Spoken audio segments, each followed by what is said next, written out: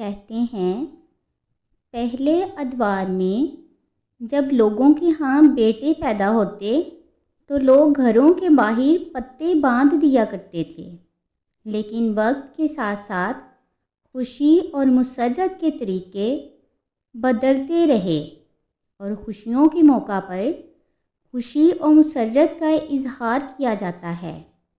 خوشی اور مسرت پر شکرانے کا اظہار کرنے کے مختلف طریقے ہوتے ہیں۔ مثلاً روزہ رکھ کر اللہ تبارک و تعالیٰ کی بارگاہ میں شکرانے کا اظہار کیا جا سکتا ہے۔ نوافل ادا کر کے بھی شکر کا اظہار کیا جا سکتا ہے۔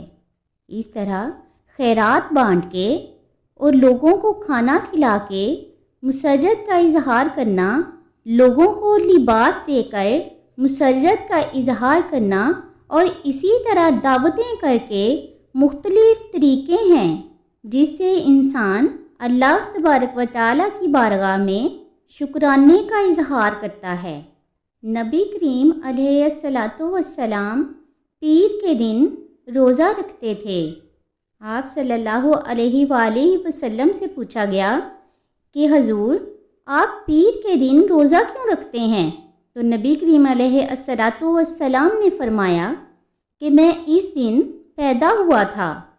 دیکھیے، اپنی ولادت کا دن حضور نبی کریم علیہ الصلاۃ والسلام روزہ رکھ کر اللہ تبارک و تعالیٰ کی بارگاہ میں شکرانے کا دن گزارتے تھے۔ حضور نبی کریم علیہ الصلاۃ والسلام کا ایک ایک لمحہ بارگاہ الہی میں عبادت کے ساتھ گزرتا تھا، لیکن پیر کے دن کے بارے میں صلی اللہ علیہ وآلہ وسلم نے فرمایا کہ اس دن میں اس وجہ سے روزہ رکھتا ہوں کیونکہ اس دن میری ولادت ہوئی تھی، اور اس پر شکرانہ نبی کریم علیہ الصلاۃ والسلام نے ادا کیا۔ علماء کرام نے لکھا ہے کہ نبی کریم علیہ الصلاۃ والسلام کی ولادت کی خوشی اللہ تبارک و تعالیٰ کی رضا کا سبب اور ذریعہ ہے۔ جیسا کہ دین کا سب سے بڑا دشمن جس کا نام لے کر مذمت فرمائی گئی ہے، اور وہ دشمن کون ہے؟ وہ ابو لہب ہے۔ پورے قرآن مجید میں کسی اور بڑے کافر کا ذکر نہیں ہے، لیکن نام لے کر صرف ابو لہب کی ہی مذمت کی گئی۔ حضور نبی کریم علیہ الصلاۃ والسلام جب کوہ صفا پر جلوہ افروز ہوئے تو حکم ہوا کہ پہلے اپنے قریبی لوگوں کو اللہ تعالیٰ کا ڈر سنائیں۔ تو نبی کریم علیہ الصلاۃ والسلام نے سب سے پہلے اپنے قریبی لوگوں پر محنت کی اور قریش اور بنو ہاشم کو بلایا اور کہا کہ کیا میں اگر کہوں کہ اس پہاڑ کی دوسری جانب ایک لشکر آ رہا ہے جو تمہیں کچل دے گا تو کیا میری بات مان لو گے؟ اس پر انہوں نے کہا کہ اگر ہمیں نظر نہ بھی آیا تو ہم کہیں گے کہ ہم اندھے ہیں اور آپ صلی اللہ علیہ وآلہ وسلم سچے ہیں۔ ہماری نظروں کو پھیر لگ سکتا ہے لیکن آپ جھوٹ نہیں بول سکتے ہیں کیونکہ آپ کی ذات نے کبھی جھوٹ بولا ہی نہیں ہے۔ وہاں اس وقت وہ لوگ بھی شامل تھے جو نبی کریم علیہ الصلاۃ والسلام کو مانتے ہی نہیں تھے، لیکن پھر بھی انہوں نے کہا کہ ہم آنکھ بند کر کے آپ کی بات کا یقین کرتے ہیں کہ آپ سچے ہیں، آپ سچ فرما رہے ہیں۔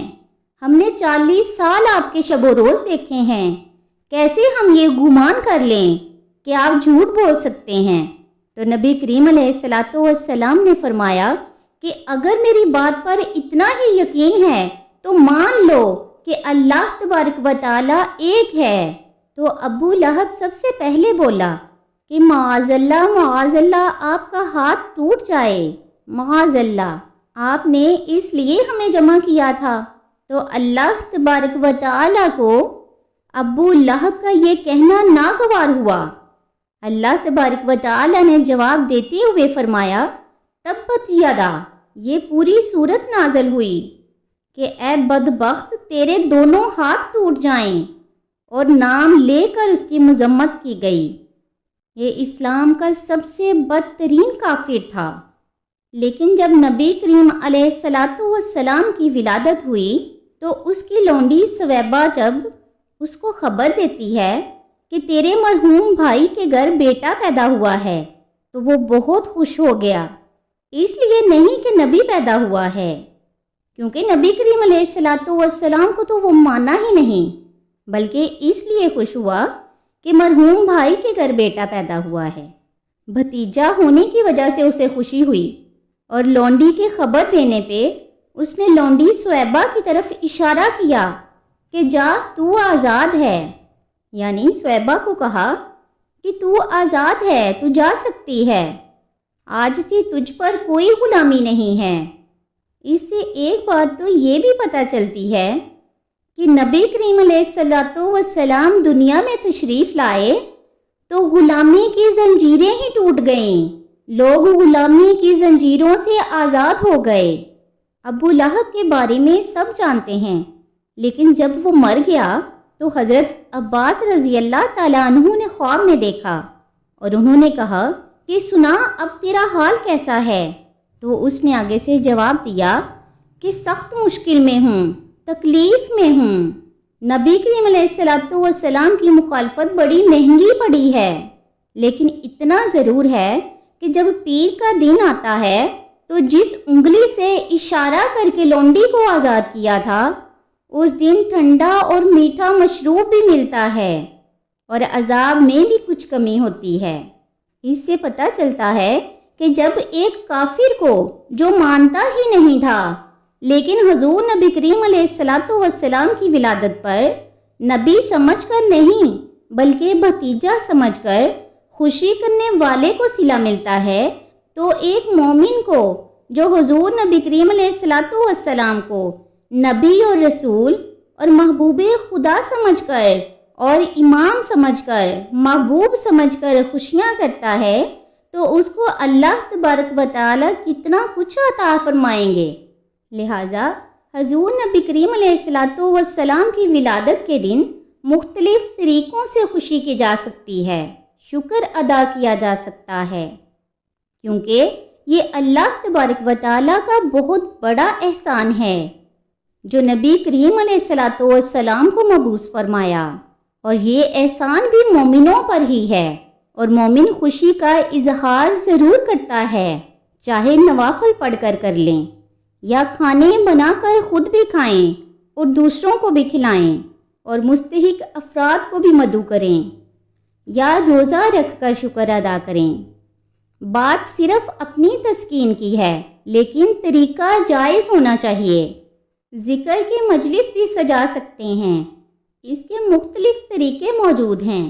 ایک بار صحابہ کرام بیٹھے ہوئے تھے اور نبی کریم علیہ السلام تشریف لائے، محفل بپا تھی، تو حضور نبی کریم علیہ السلام نے فرمایا کہ کیوں بیٹھے ہوئے ہو؟ تو صحابہ کرام نے جواب دیا، حضور ہمارے بیٹھنے کا مقصد یہ ہے کہ ہم اللہ تبارک و تعالیٰ کا شکر ادا کر رہے ہیں، اس بات پر کہ اس نے ہمیں ہدایت دی، دین عطا کیا، اور آپ صلی اللہ علیہ وآلہ وسلم کی صورت میں ہمارے اوپر احسان کیا، ہمیں آپ عطا ہوئے، ہم اس پر اللہ تبارک و تعالیٰ کا شکر ادا کرنے بیٹھے ہوئے ہیں۔ تو نبی کریم علیہ السلام نے ان سے فرمایا کہ کیا تم اس بات پر قسم دے سکتے ہو کہ اسی لیے بیٹھے ہوئے ہو؟ تو انہوں نے کہا جی ہاں، ہم قسم دیتے ہیں کہ ہم اسی لیے بیٹھے ہیں۔ فرمایا اٹھاؤ قسم۔ تو صحابہ کرام نے باقاعدہ قسم دی کہ ہم قسم اٹھاتے ہیں کہ ہمارے بیٹھنے کا مقصد یہ ہے کہ ہم اللہ تبارک و تعالیٰ کا شکر ادا کر رہے ہیں، اور آپ کی صورت میں جو انعام خداوندی ملا ہے اس پر اللہ تبارک و تعالیٰ کا شکریہ ادا کر رہے ہیں۔ تو نبی کریم علیہ السلام نے فرمایا کہ صحابہ، میں نے جو تم سے ابھی قسم لی ہے یہ کسی تہمت کی بنیاد پر نہیں لی، یعنی تمہارے قول کی صداقت میں مجھے شک نہیں تھا کہ قسم سے تصدیق کی، بلکہ اس کا سبب اور تھا۔ تم یہاں بیٹھے تھے اور میں حجرہ میں بیٹھا تھا کہ میرے پاس جبریل علیہ السلام آئے، تو مجھے انہوں نے خبر دی ہے کہ محبوب ذرا باہر تو نکل کے دیکھیں، صحابہ تمہارے اس عمل پر اللہ تبارک و تعالی فرشتوں میں ناز کر رہا ہے کہ دیکھو ان کو میں نے نعمت دی اور کتنے قدردان ہیں کہ اس نعمت کا شکرانہ ادا کر رہے ہیں۔ اور آج اگر ہم اپنے گھروں میں بیٹھ کر نبی کریم علیہ الصلوۃ والسلام کی صورت میں انعام خداوندی کا شکریہ ادا کریں تو اللہ کی رحمتوں سے دور نہیں کہ اللہ تبارک و تعالی فرشتوں سے کہے کہ دیکھو صدیاں بیت گئی ہیں، یہ آج بے شکرانہ ادا کر رہے ہیں، اور پھر یہی بات ہم سب کی بخشش کی ضمانت بن جائے۔ حضور نبی کریم علیہ الصلوۃ والسلام کی صورت میں جو انعام ہوا، حضرت حسان بن ثابت اکثر کہا کرتے تھے، منا علینا ربنا من بعث فینا محمدا، ہمارے رب نے ہمارے اوپر احسان کر دیا ہے کہ محمد عربی صلی اللہ علیہ وآلہ وسلم عطا کر دیے ہیں۔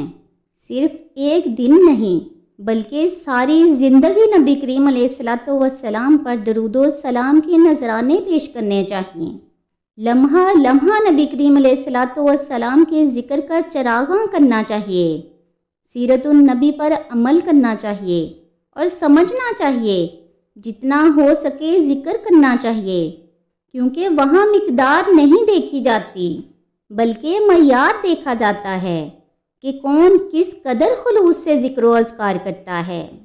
شاہ ولی اللہ محدث دہلوی فرماتے ہیں کہ میرے والد عبد الرحیم محدث دہلوی ہر سال حضور نبی کریم علیہ الصلوۃ والسلام کا میلاد مناتے تھے اور اپنی استطاعت کے مطابق لوگوں میں کچھ کھانا بھی تقسیم کرتے تھے، لیکن ایک سال ایسا تھا کہ ان کو میسر نہ ہوا کہ لوگوں کو کھانا کھلا سکیں۔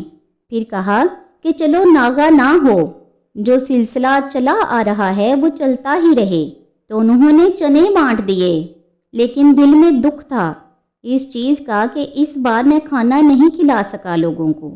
لیکن جب رات کو سوئے تو مقدر جاگ اٹھا، حضور نبی کریم علیہ الصلوۃ والسلام کا دیدار نصیب ہوا، اور جس نے حضور نبی کریم علیہ الصلوۃ والسلام کو خواب میں دیکھا تو نبی کریم علیہ الصلوۃ والسلام نے خود فرمایا کہ جس نے مجھے خواب میں دیکھا اس نے مجھے ہی خواب میں دیکھا۔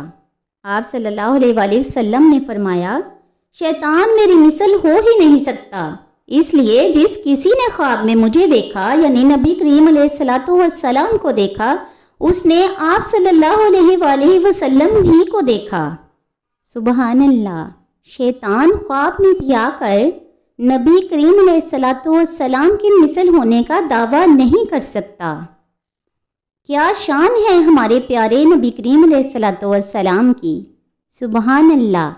نبی کریم علیہ الصلوۃ والسلام اگر خواب میں کسی کو کچھ عطا کریں تو وہ حقیقت میں عطا ہوتا ہے، یہ بھی شان رسول صلی اللہ علیہ وآلہ وسلم ہے، کیونکہ خواب تو ہم عام لوگوں کو بھی آتے ہیں کہ ہم خواب میں دیکھتے ہیں کہ کوئی ہمیں بطور ہدیہ کوئی چیز عطا کر رہا ہے، لیکن جب ہم صبح اٹھتے ہیں تو وہ چیز ہمارے پاس نہیں ہوتی، وہ صرف خواب ہی ہوتا ہے۔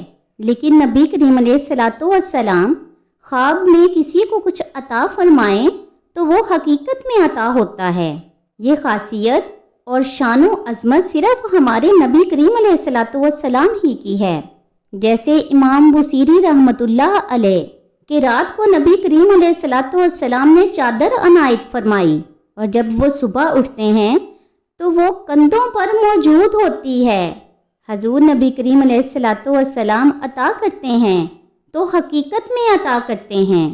شاہ ولی اللہ محدث دہلوی کے والد عبد الرحیم محدث دہلوی فرماتے ہیں کہ جب انہوں نے نبی کریم علیہ الصلوۃ والسلام کو خواب میں دیکھا تو عرض کر رہے تھے کہ حضور میں مہمانوں کی خاطر خواہ تواضع نہیں کر سکا، تو حضور نبی کریم علیہ الصلوۃ والسلام کے سامنے بہت سی اقسام کی چیزیں پڑی تھیں، اور جو انہوں نے چنے تقسیم کیے تھے کہتے میرے والے چنے بھی وہاں موجود تھے، اور حضور نبی کریم علیہ الصلوۃ والسلام ان کے ساتھ شفقت فرما رہے تھے۔ اسی لیے کہتے ہیں نا کہ یہاں مقدار نہیں بلکہ معیار دیکھا جاتا ہے۔ دل دیکھے جاتے ہیں کہ کس خلوص سے کوئی کام کر رہا ہے۔ ماننے والے تو آقا علیہ الصلوۃ والسلام کو مان گئے اور جنہوں نے نہیں ماننا تھا وہ نہیں مانے۔ ابو لہب جس کا چہرہ شعلے کی طرح چمکتا تھا، اسی لیے اس کو ابو لہب کہتے تھے، لیکن وہ کیا ہوا؟ وہ جہنم کا ایندھن بنا۔ لیکن اس کے برعکس کالے رنگ کا، جس کے ہونٹ موٹے تھے لیکن کعبے کی چھت پہ کھڑے ہو کے اذان دیتا، بلال حبشی جنتی ہے، کیونکہ نبی کریم علیہ الصلوۃ والسلام سے بے پناہ محبت کرتا تھا۔ آقا علیہ الصلوۃ والسلام کی محبت ایمان کا تقاضا ہے۔ نبی کریم صلی اللہ علیہ وآلہ وسلم نے فرمایا، تم میں سے کوئی بھی اس وقت تک ایمان والا نہیں ہو سکتا جب تک میں اسے، اس کے ماں باپ، اولاد اور تمام لوگوں سے زیادہ محبوب نہ ہو جاؤں۔ میلاد میں بھی نبی کریم علیہ الصلوۃ والسلام کے فضائل اور شمائل اور خصائل کا ہی ذکر کیا جاتا ہے۔ اس لیے درود و سلام کی مجلسیں منعقد کروانی چاہیے۔ صحابہ کرام کا بھی یہی طریقہ رہا ہے کہ نبی کریم علیہ الصلوۃ والسلام کے فضائل اور ذات اقدس کا تذکرہ کیا کرتے تھے۔ ایک بار حج کا موسم تھا کہ حضرت سیدنا ابو طفیل رضی اللہ تعالیٰ عنہ ایک اونچے ٹیلے پر چڑھ گئے۔ یہ آخری صحابی ہیں۔ ان کے بارے میں کہا جاتا ہے کہ ان کے بعد کوئی اور صحابی نہیں ہوئے، یہ سب سے آخر میں فوت ہوئے۔ حضور نبی کریم علیہ الصلوۃ والسلام کے وصال کے بعد یہ 100 سال تک زندہ رہے۔ ایک دن ٹیلے پر چڑھ گئے اور لوگوں کو کہا کہ لوگوں آؤ، اس وقت روئے زمین پر میرے علاوہ کوئی نہیں جس نے نبی کریم علیہ الصلوۃ والسلام کو دیکھا۔ کیا ناز ہے! آج کل اگر کوئی نامور شخصیت سے ملا ہوتا ہے تو ناز کرتا ہے کہ میں نے تو فلاں شخصیت کو دیکھا تھا، میں ان سے ملا تھا، اور اس بات پر ناز کرتا ہے اور دوسروں کو بھی خوشی خوشی بتاتا ہے۔ لیکن جس کی آنکھوں نے جمال مصطفیٰ صلی اللہ علیہ وآلہ وسلم دیکھا ہے، وہ اپنے مقدر پر ناز کیوں نہ کرے؟ حضرت سیدنا ابو طفیل رضی اللہ تعالیٰ عنہ نے فرمایا کہ آؤ لوگو، دیکھو روئے زمین پر اور کوئی نہیں جس نے محمد عربی صلی اللہ علیہ وآلہ وسلم کو دیکھا ہو۔ مجھ سے نبی کریم علیہ الصلوۃ والسلام کی باتیں سنو۔ لوگ جمع ہو گئے اور کہا کہ تم نے حضور نبی کریم علیہ الصلوۃ والسلام کو دیکھا ہے تو بتاؤ کہ آپ صلی اللہ علیہ وآلہ وسلم کیسے تھے؟ حضرت ابو طفیل رضی اللہ تعالیٰ عنہ نے 3 لفظوں میں نبی کریم علیہ الصلوۃ والسلام کا حلیہ مبارک بیان فرما دیا۔ حضرت ابو طفیل نے فرمایا کہ ایک تو آپ صلی اللہ علیہ وآلہ وسلم نہایت سفید رنگ کے تھے، نمبر 2 حضور نبی کریم علیہ الصلوۃ والسلام کا حسن نمکین تھا، اور تیسرا حضور نبی کریم علیہ الصلوۃ والسلام متوازن تھے، یعنی نہ قد لمبا اور نہ ہی پست، اور پیٹ برابر تھا، سینہ چوڑا تھا۔ حضور نبی کریم علیہ الصلوۃ والسلام کا قد مبارک درمیانہ تھا، لیکن جب لوگ ساتھ چلتے تو آپ صلی اللہ علیہ وآلہ وسلم کے کندھے مبارک لوگوں سے اونچے اور بلند ہوتے۔ سبحان اللہ، سبحان اللہ۔ جب نبی کریم علیہ الصلوۃ والسلام تشریف لائے تو آپ صلی اللہ علیہ وآلہ وسلم جنوبی سمت سے تشریف لائے۔ جب انہوں نے دیکھا کہ وداع کی سیاہ پہاڑیوں کی اوٹ سے حضور نبی کریم علیہ الصلوۃ والسلام دکھائی دیے، پہاڑ سیاہ تھے، تو جب حضور نبی کریم علیہ الصلوۃ والسلام کا چمکتا ہوا چہرہ انور دیکھا تو بے ساختہ پکار اٹھے اور انہوں نے کہا، طلع البدر علینا۔ نبوت کی سواری جس طرف سے گزرتی درود و سلام کی صدائیں آتی تھیں، معصوم بچیاں دف بجاتی تھیں اور آپ صلی اللہ علیہ وآلہ وسلم کی طرف اشارے کر کے خوشی منا رہی تھیں اور کہتی تھیں، ہم ہیں بچیاں نجار کے عالی گھرانے کی، خوشی ہے آمینہ کے لال کے تشریف لانے کی۔ حضور نبی کریم علیہ الصلوۃ والسلام نے جب بچیوں کو دیکھا تو فرمایا کہ کیا تم مجھ سے محبت کرتی ہو؟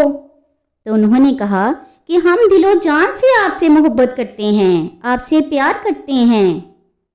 تو نبی کریم علیہ الصلوۃ والسلام نے فرمایا کہ اللہ کی قسم میں بھی تم سے پیار کرتا ہوں۔ سبحان اللہ! ہر کوئی چاہتا تھا کہ نبی کریم علیہ الصلوۃ والسلام ہمارے گھر تشریف لائیں، لیکن نبی کریم علیہ الصلوۃ والسلام نے فرمایا کہ اونٹنی کی راہیں چھوڑ دو، یہ اللہ کے حکم کی پابند ہیں۔